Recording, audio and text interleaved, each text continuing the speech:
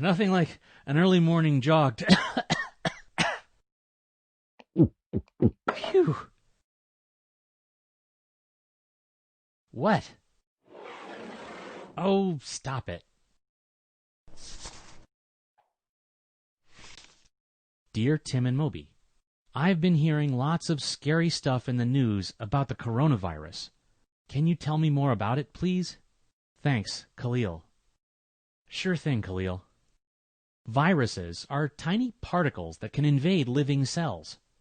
There are millions of varieties with different behaviors, shapes, and structures. Coronaviruses are one group, named for their crown-shaped outline. 4 of these commonly infect humans. A lot of times when you get a cold, it's caused by a coronavirus. Any virus has one goal: to replicate or make more copies of itself. But it can't do that on its own, so it invades an organism and turns its cells into virus factories. This can be unpleasant for the host, the organism that the virus has infected. The new coronavirus typically causes coughing and fever. A healthy body can usually fight off this illness, known as COVID-19, on its own. Symptoms are mild for most people, especially kids.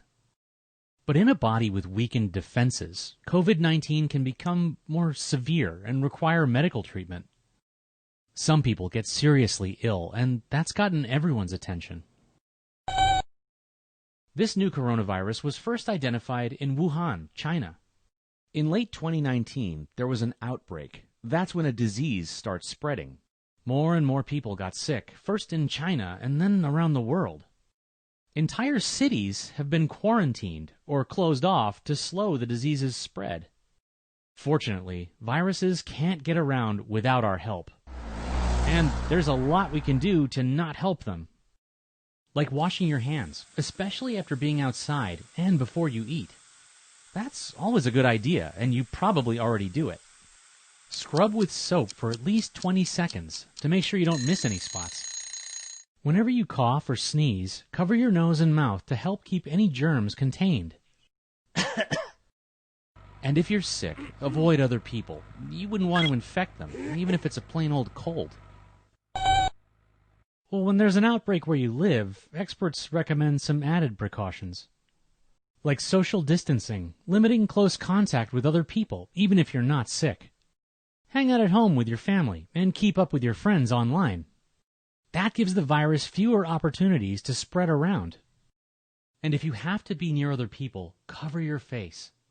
Masks provide an extra layer of protection for these situations. Lots of outbreaks have been stopped when enough folks just follow these simple rules. Yeah, it's true. Many people have died after being infected by the 2019 coronavirus. That's because the virus can infect a person's lungs and make it hard to breathe. Those are the stories we hear about most online and in the news. But the vast majority of cases have been mild. If you feel overwhelmed by the news, consider limiting how much you let in. Instead of cable news and social media, stick to sources like the World Health Organization. They'll give you the big picture, not just the scary snapshots that make the headlines. And they're organizing experts all over the world to get this coronavirus under control.